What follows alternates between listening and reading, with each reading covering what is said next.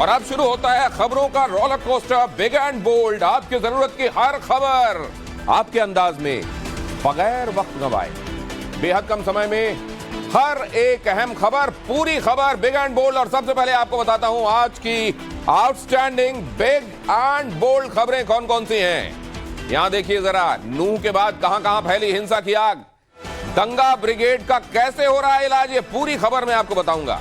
राजकोट में कैसे पकड़ी गई आतंकी लादेन की स्क्रिप्ट और कौन था इसका राइटर, क्या थी साजिश, पूरी खबर आज आप देखेंगे बिग एंड बोल्ड में। बात उस मंच की भी होगी जिस पर आज पीएम मोदी और पवार एक साथ दिखे। इसके बाद इंडिया गठबंधन में कैसे मची खलबली, ये खबर भी आप देखेंगे। और समंदर में अमेरिका क्यों कह रहा है ये वर्ल्ड वॉर 3 के आगाज वाला रिहर्सल है, ये पूरी खबर मैं आपको बताऊंगा। लेकिन पहले नूह हिंसा से जुड़ा हुआ ये अपडेट देख लीजिए। हरियाणा के नूह हिंसा की आग गुरुग्राम होते हुए पलवल तक पहुंच चुकी है। पलवल में उपद्रवियों ने सामान से भरे 4 ट्रकों में आग लगा दी। इससे पहले गुरुग्राम के बादशाहपुर में सड़कों पर उपद्रवियों ने 2 जगहों पर आगजनी की घटनाओं को अंजाम दिया। 2 दिन से जारी हिंसा में अब तक 5 लोगों की मौत हो चुकी है। मुख्यमंत्री मनोहर लाल खट्टर ने हालात की गंभीरता को देखते हुए पुलिस प्रशासन के टॉप ऑफिसर्स के साथ इमरजेंसी मीटिंग की और कहा कि दोषियों के खिलाफ सख्त कार्रवाई करेंगे। और राजकोट से यह खबर, गुजरात एटीएस ने अलकायदा के एक और आतंकी नेटवर्क का पर्दाफाश किया है। एक और आतंकी मॉड्यूल का भंडाफोड़ हुआ, यह बड़ी खबर आपको दिखा रहा हूं। एटीएस ने राजकोट से 3 संदिग्ध आतंकियों को गिरफ्तार किया है। पकड़े गए संदिग्ध आतंकियों के नाम हैं अमन, अब्दुल शुकूर और सैफ नवाज। गुजरात एटीएस ने तीनों को सोनी बाजार इलाके से गिरफ्तार किया और 1 पिस्तौल समेत 10 कारतूस भी बरामद किए। बताया जा रहा है कि पश्चिम बंगाल के रहने वाले तीनों संदिग्ध आतंकी 6 महीने से सोनी बाजार इलाके में काम कर रहे थे और गुजरात में अलकायदा का नेटवर्क चला रहे थे। अलकायदा के इन आतंकवादियों के खौफनाक इरादे क्या थे आप जानेंगे तो पांव तले जमीन निकल जाएगी। ये आतंकवादी गुजरात में अलकायदा की जमीन तैयार कर रहे थे ताकि बड़ी साजिश को किसी दिन अंजाम दिया जा सके। रेकी के मकसद से आतंकवादियों ने 6 महीने तक राजकोट की सोनी मार्केट में काम किया। आतंकी मुस्लिम कारीगरों को भारत के खिलाफ भड़काने का काम कर रहे थे। दरअसल सोनी बाजार में हजारों बंगाली कारीगर काम करते हैं। इनके रेडार पर खास तौर से ये कारीगर ही थे। इन आतंकवादियों का एजेंडा भारत के खिलाफ नफरत फैलाने का था और आतंकवादी एक नेटवर्क से जुड़े हुए थे। और अब अतीक अहमद से जुड़ा हुआ अपडेट आपको देता हूं। माफिया अतीक अहमद के वकील की गिरफ्तारी के बाद कई बड़े खुलासे हो सकते हैं। पुलिस को विजय मिश्रा के फोन से कई अहम सबूत मिले हैं। बताया जा रहा है कि बरामद फोन में वकील विजय मिश्रा और अशरफ की पत्नी जैनब के बीच पूरी बातचीत रिकॉर्ड है। इस चैट में गैंग के ऑपरेशन, फंडिंग और प्रॉपर्टी को लेकर बातचीत हुई है। इस चैट को डिकोड करने के लिए पुलिस विजय मिश्रा को रिमांड पर लेने वाली है। सूत्रों के मुताबिक विजय मिश्रा से पूछताछ में शाइस्ता, जैनब और गुड्डू मुस्लिम के ठिकानों की पुख्ता जानकारी मिल सकती है। और आगे बढ़ने से पहले आपको बता दें कि आज शाम 7:30 बजे बिग एंड बोल्ड स्पेशल में आप यही देखने वाले हैं, योगी का आखिरी बार, खेल खल्लास। लेकिन उससे पहले अगली खबर की तरफ आपको ले चलूं, सिद्धू मूसेवाला। वहां क्या अपडेट है? सिद्धू मूसेवाला हत्याकांड में पुलिस को बड़ी कामयाबी हाथ लगी है। हत्या के एक और फरार आरोपी को भारत लाया जा रहा है। गैंगस्टर लॉरेंस बिश्नोई के भांजे सचिन बिश्नोई को कुछ दिन पहले अजरबैजान में हिरासत में लिया गया था, जिसके बाद दिल्ली पुलिस की स्पेशल सेल उसे प्रत्यर्पित करके अजरबैजान के बाकू से दिल्ली ले आई। सचिन बिश्नोई की सिद्धू मूसेवाला हत्याकांड की प्लानिंग में अहम भूमिका थी। आरोप है कि मूसेवाला की हत्या के बाद सचिन बिश्नोई फर्जी पासपोर्ट के जरिए विदेश भाग गया था। सचिन बिश्नोई पर दिल्ली और राजस्थान में भी कई केस दर्ज हैं। सचिन बिश्नोई का इंटरोगेशन पहले दिल्ली पुलिस करेगी, उसके बाद पंजाब पुलिस रिमांड पर लेकर पूछताछ करेगी। उम्मीद है कि उसकी गिरफ्तारी और प्रत्यर्पण से इस हत्याकांड में कई खुलासे होंगे। इससे पहले लॉरेंस के करीबी विक्रम बराड़ को यूएई से डिपोर्ट किया गया था। उसकी भी सिद्धू मूसेवाला हत्याकांड में अहम भूमिका थी। सिद्धू मूसेवाला की 29 मई 2022 को पंजाब के मानसा में गोलियां मारकर हत्या कर दी गई थी। हत्या के बाद गैंगस्टर गोल्डी बराड़ ने फेसबुक पोस्ट करके स्वीकार किया था कि उसने बदला लेने के लिए हत्या की योजना बनाई थी, जबकि कुछ दिन पहले लॉरेंस बिश्नोई ने भी हत्याकांड की साजिश में शामिल होने की बात कबूली थी। अगली खबर राजस्थान से। अलवर में एक दिन में गैंगरेप के 4 मामले सामने आने से हड़कंप मच गया। पहला मामला मालाखेड़ा का है, जहां नाबालिग से उसके बॉयफ्रेंड और साथियों ने गैंगरेप किया। पुलिस ने देर रात पीड़ित को अलवर से बरामद किया और आरोपी समीन, शाहरुख और विजय को गिरफ्तार किया। 5 आरोपियों की तलाश की जा रही है। दूसरा मामला बानसूर का है, यहां चाकू की नोक पर 11वीं की छात्रा से गैंगरेप का मामला सामने आया। आरोपियों ने गैंगरेप का वीडियो भी बनाया। पीड़ित की शिकायत पर पुलिस ने सचिन गुर्जर और मंजीत जाट के खिलाफ केस दर्ज किया। वहीं एनईबी इलाके में 2 सगी बहनों के साथ फार्म हाउस में गैंगरेप का मामला सामने आया है। ये नेब इलाके का मामला है। नाबालिग बच्चियों के पिता की शिकायत पर पुलिस दोनों आरोपियों की तलाश में लगी हुई है। और जयपुर मुंबई सुपरफास्ट एक्सप्रेस में गोलीकांड के आरोपी आरपीएफ कांस्टेबल चेतन सिंह को 7 दिन की पुलिस रिमांड पर भेज दिया गया है। वहीं पूरे मामले की जांच के लिए हाई लेवल कमेटी भी बनाई गई है। जानकारी के मुताबिक आरोपी चेतन सिंह जांच में सहयोग नहीं कर रहा। उसने किसी भी सवाल का सीधा जवाब नहीं दिया है। वो घुमा फिरा रहा है सवालों के जवाब में। अब उसके परिजनों को बुलाने की तैयारी है ताकि ये पता लगाया जा सके कि चेतन सिंह डिप्रेशन में था और क्या वाकई उसका इलाज चल रहा था। वहीं गोलीकांड में मरने वालों के परिजनों को 10-10 लाख रुपए के मुआवजे का ऐलान भी कर दिया गया। और अगली ये खबर सीमा हैदर के अपडेट वाली। पाकिस्तान से आई सीमा हैदर को अभी तक पुलिस की क्लीन चिट नहीं मिली है। यूपी एटीएस लगातार शिकंजा कस रही है, तो वहीं अब सीमा को बॉलीवुड से ऑफर भी मिलने शुरू हो गए। जल्दी सीमा हैदर हिंदी फिल्मों में नजर आ सकती है। मुंबई के प्रोडक्शन हाउस के मालिक अमित जानी ने सीमा को अपनी फिल्म में काम करने का ऑफर दिया है। अमित जानी का कहना है कि सीमा की माली हालत खराब है, इसलिए उन्होंने मदद का हाथ बढ़ाया है। वहीं फिल्म प्रोड्यूसर मनोज देसाई ने भी कहा है कि अगर सीमा फिल्मों में आना चाहती है तो उसका स्वागत करेंगे। आपको बता दें कि सीमा पहले भी कह चुकी है कि माधुरी दीक्षित उसे बेहद पसंद है और वो बचपन से उसके गानों पर डांस करती आई है। और अगली खबर की तरफ आपको ले जाऊं उससे पहले क्या हुआ जब पुणे में शरद पवार के साथ एक मंच पर दिखे पीएम मोदी। पूरी खबर बिग एंड बोल्ड पॉलिटिक्स में, लेकिन उससे पहले आज की 5 और अहम खबरें 1 मिनट में। BNB quick updates. महाराष्ट्र के ठाणे में बड़ा हादसा हो गया। यहां शाहपुर के पास एक गर्डर लॉन्चिंग मशीन गिरने से 17 लोगों की मौत हो गई, जबकि 3 लोग घायल हो गए। हाईवे पर रात में निर्माण कार्य चल रहा था। इस दौरान गर्डर मशीन 100 फीट से नीचे गिर गई। सरकार ने घटना की जांच के आदेश दे दिए हैं। मणिपुर यौन हिंसा को लेकर आज सुप्रीम कोर्ट में सुनवाई हुई। सर्वोच्च न्यायालय ने पुलिस पर सख्त टिप्पणी करते हुए कहा कि वो जांच करने में सक्षम नहीं है। सीजेआई ने अगली सुनवाई में डीजीपी को हाजिर होने का आदेश दिया है। मामले की अगली सुनवाई 7 अगस्त को होगी। पश्चिम बंगाल के बीरभूम से एक और जिंदा बम बरामद हुआ है। दुबराजपुर पुलिस ने बम को कब्जे में ले लिया है। पुलिस अब इस बात की जांच में जुटी है कि बम को किसने और किस मकसद से छिपा कर रखा था। इससे पहले मुर्शिदाबाद से 35 जिंदा बम बरामद किए गए थे। योगी सरकार अतीक अहमद की अवैध संपत्ति के खिलाफ एक और बड़े एक्शन की तैयारी में है। प्रयागराज पुलिस गैंगस्टर एक्ट में 12 करोड़ से ज्यादा की संपत्ति कुर्क करेगी। सूत्रों के मुताबिक अतीक के वकील विजय मिश्रा ने भी पूछताछ के दौरान इस जमीन के बारे में खुलासा किया था। बिहार के वैशाली में लालगंज में बदमाशों ने एक्सिस बैंक में आज लूट की बड़ी वारदात को अंजाम दिया।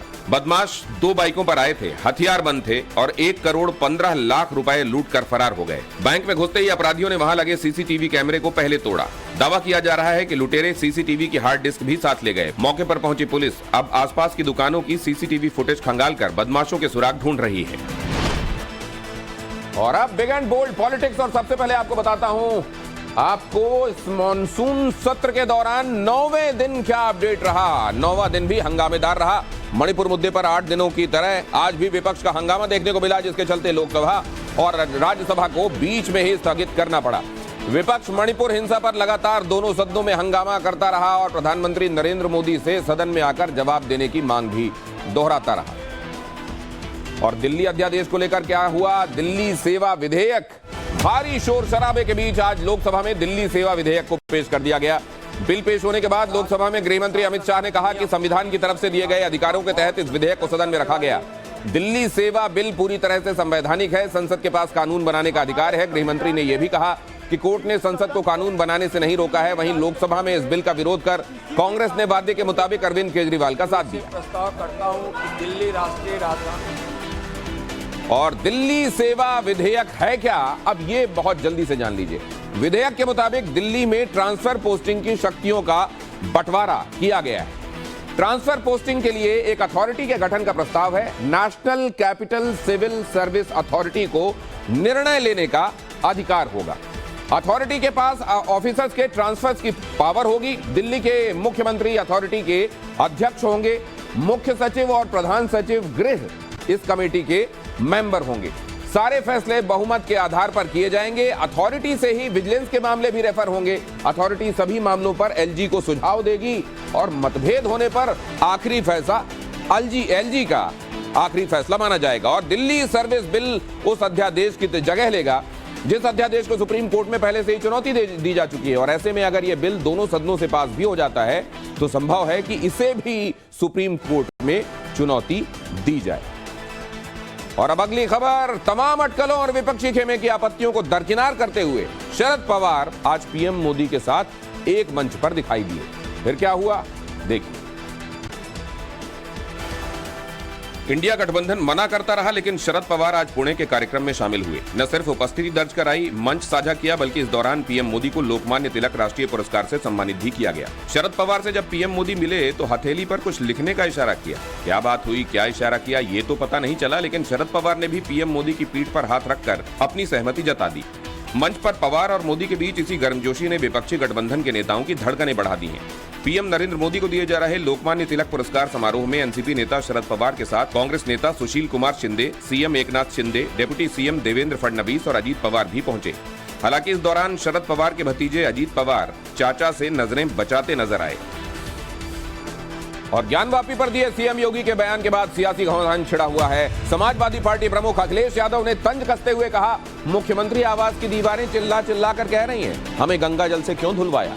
वहीं बीएसपी चीफ मायावती से सीएम योगी और अखिलेश, उन्होंने सीएम योगी और अखिलेश दोनों पर निशाना साधते हुए कहा कि समाजवादी पार्टी का बौद्ध मठ और बीजेपी का ज्ञानवापी पर दिया बयान सोची समझी राजनीतिक साजिश का परिणाम।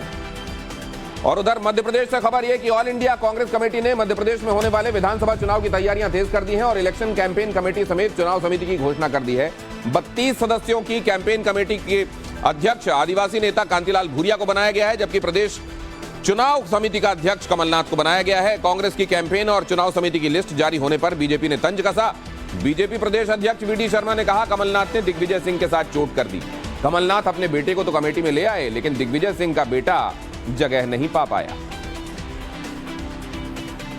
और राजस्थान में क्या हुआ, राजस्थान में 2021 में हुई सब इंस्पेक्टर पुलिस परीक्षा एक बार फिर विवादों में है। एक तरफ अभ्यर्थी इस परीक्षा को रद्द करने की मांग कर रहे हैं, तो वहीं विपक्ष ने भी इसे मुद्दा बना लिया है। पूरे मामले में अभी तक 11 एफआईआर दर्ज हो चुकी हैं। 80 लोगों को नामजद आरोपी बनाया गया है। बताया जा रहा है कि पूरा मामला तब संदेह के घेरे में आया जब 859 पदों के लिए निकाली गई भर्ती में सिर्फ जालौर जिले से ही 100 से ज्यादा लोगों का चयन हो गया। उसमें भी सबसे ज्यादा संचौर तहसील से सिलेक्शन हुए। ये वही इलाका है जहां से टीचर भर्ती परीक्षा में फर्जीवाड़े का मुख्य आरोपी सुरेश बिश्नोई पकड़ा गया था। और क्या अमेरिका ने तीसरे विश्व युद्ध का रिहर्सल शुरू कर दिया है? जवाब आपको बिग एंड बोल्ड इंटरनेशनल में मिलेगा, लेकिन उससे पहले आज की पॉलिटिक्स की 5 और अहम खबरें। Big and bold political quick takes.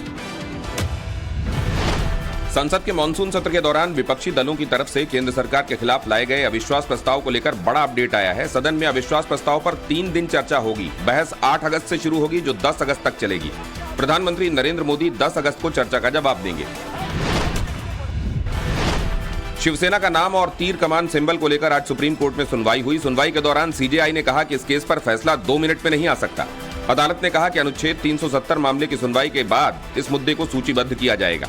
दरअसल उद्धव ठाकरे की तरफ से देश की सबसे बड़ी अदालत के सामने तत्काल सुनवाई की गुहार लगाई गई थी। आज जयपुर में गहलोत सरकार के खिलाफ बीजेपी ने सड़कों पर जबरदस्त प्रदर्शन किया। यह प्रदर्शन राज्य में भ्रष्टाचार, बेरोजगारी, पेपर लीक और महिला अपराध के खिलाफ था। प्रदर्शनकारियों को काबू करने के लिए पुलिस ने वाटर कैनन दागे। इस दौरान केंद्रीय मंत्री गजेंद्र सिंह शेखावत को राजस्थान पुलिस ने रोक दिया। बिहार में जातीय गणना पर लगी रोक को पटना हाईकोर्ट ने हटा लिया है। अदालत ने नीतीश सरकार के पक्ष में फैसला देते हुए कहा कि राज्य में जाति आधारित गणना होगी। 4 मई को पटना हाईकोर्ट की तरफ से इस पर अंतरिम रोक लगाई गई थी। याचिकाकर्ता ने कहा कि वो हाईकोर्ट के फैसले के खिलाफ सुप्रीम कोर्ट में अपील करेंगे, क्योंकि बिहार सरकार को जाति गणना कराने का अधिकार नहीं है। आईएएस जी कृष्णैया की हत्या के मामले में दोषी आनंद मोहन ने सुप्रीम कोर्ट में आज हलफनामा दायर किया। इसमें कहा गया है कि जेल से उनकी रिहाई का फैसला मनमाना नहीं है। ये पूरी तरह वैधानिक प्रक्रिया का पालन करते हुए सोच समझकर लिया गया फैसला है। हलफनामे में यह भी कहा गया कि रिहाई को चुनौती देने वाली जी कृष्णैया की पत्नी की तरफ से दायर याचिका कानूनी प्रक्रिया का दुरुपयोग है।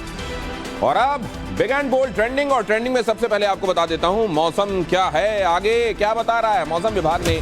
अगस्त और सितंबर के लिए मौसम का पूर्वानुमान जारी कर दिया है और इसके मुताबिक अगले 2 महीनों में देश के ज्यादातर हिस्सों में सामान्य से कम बारिश होगी।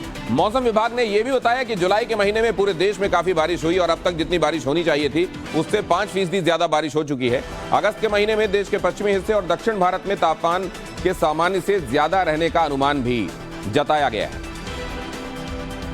चंद्रयान 3 को लेकर भी आपको अपडेट दे दूं, भारत का चंद्रयान 3 पृथ्वी की कक्षा से निकलकर चंद्रमा की तरफ बढ़ गया है। इस वक्त चंद्रयान 3 चांद के हाईवे पर है, मतलब पृथ्वी को चांद से जोड़ने वाले रास्ते पर।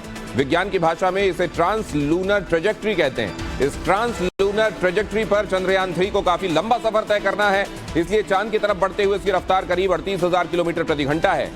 अब 5 अगस्त तक ये हाईवे को पार करके चांद की कक्षा में दाखिल होगा और फिर धीरे धीरे चांद के करीब उसकी सतह तक पहुंच जाएगा। 23 अगस्त को चंद्रयान 3 की सॉफ्ट लैंडिंग चंद्रमा की सतह पर होगी। अभी तक चंद्रयान बगैर किसी तकनीकी दिक्कत के आगे बढ़ रहा है। उम्मीद यह की जा रही है कि इस बार उसकी सॉफ्ट लैंडिंग में भी कोई परेशानी नहीं होगी। और इनकम टैक्स रिटर्न फाइल करने की डेडलाइन आप जानते हैं एक दिन पहले खत्म हो चुकी है। इनकम टैक्स डिपार्टमेंट ने बताया कि 31 जुलाई तक 6 करोड़ से ज्यादा आईटीआर फाइल हुई हैं और कई लोग तय समय में अपना आईटीआर नहीं भर पाए। उनके लिए लेट फीस के साथ ऑप्शन अब भी खुले हुए हैं। लेट फीस के साथ आईटीआर फाइल करने की आखिरी तारीख 31 दिसंबर 2023 रखी गई है। 5 लाख तक की सालाना आय वाले लोगों को आईटीआर फाइल करने के लिए 1,000 रुपए का जुर्माना भरना होगा, जबकि 5 लाख से ज्यादा आय वालों को 5,000 रुपए का जुर्माना भरना होगा। और अब खबर उन युवाओं के लिए जो सरकारी नौकरी के लिए तैयारी कर रहे हैं। कर्मचारी चयन आयोग ने पद निकाला है पुलिस सब इंस्पेक्टर का। योग्यता इसके लिए ग्रेजुएट होना है। आवेदन ssc.nic.in पर जाकर आप कर सकते हैं, लेकिन 15 अगस्त के पहले। New India assurance company limited ने पद निकाला है रिस्क इंजीनियर का। योग्यता है इंजीनियरिंग ग्रेजुएट। आवेदन कर सकते हैं newindia.co.in पर /पोर्टल पर। आखिरी तारीख है 21 अगस्त। संघ लोक सेवा आयोग ने पद निकाला है एरोनॉटिकल ऑफिसर का। योग्यता है इंजीनियरिंग ग्रेजुएट। आवेदन कर सकते हैं upsc.gov.in पर। आखिरी तारीख 10 अगस्त। और अब big and bold trending quick takes ये रहे आपके साथ। शेयर बाजार की रौनक आज गायब रही। सेंसेक्स 68 अंकों की गिरावट के साथ 66,559 पर बंद हुआ, जबकि निफ्टी 20 पॉइंट की गिरावट के साथ 19,734 पर क्लोज हुआ। सर्राफा बाजार में आज फिर सोने चांदी के भाव में तेजी देखी गई। गोल्ड ने प्रति 10 ग्राम 59,583 रुपए, जबकि सिल्वर ने प्रति किलो 74,428 रुपए पर कारोबार किया। सरकारी तेल कंपनियों ने आज से कॉमर्शियल एलपीजी सिलेंडर के दाम में 100 रुपए की कटौती की है। इससे पहले 4 जुलाई को कॉमर्शियल सिलेंडर के दाम में 7 रुपए का इजाफा किया गया था। वहीं घरेलू यानी 14.2 किलोग्राम वाले एलपीजी सिलेंडर के दाम में किसी तरह का बदलाव नहीं